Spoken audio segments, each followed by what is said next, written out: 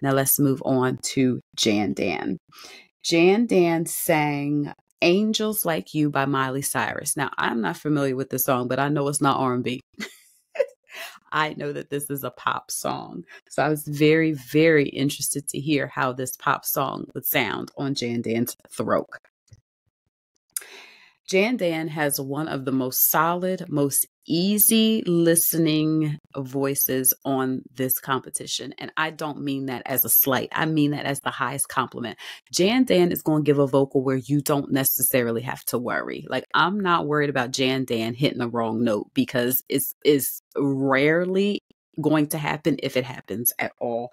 And there is no difference in this particular performance.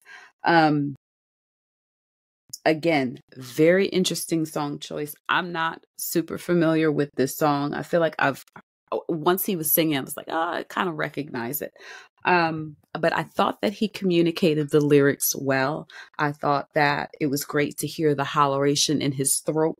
And it was just a really tight performance. It was really cool.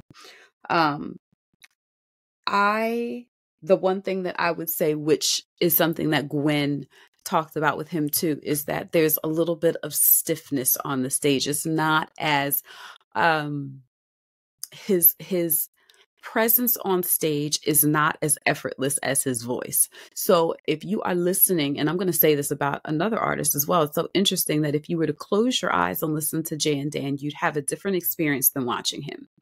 And so, spoiler, Gwen might be able to continue to work on Jan Dan with some of the, either if it's nerves or just not being on stage a lot, she will be able to help him become more comfortable on stage, and for his presence to match the vocal that he is giving, because the vocal is just everything. It really is everything. So well done, Jan Dan.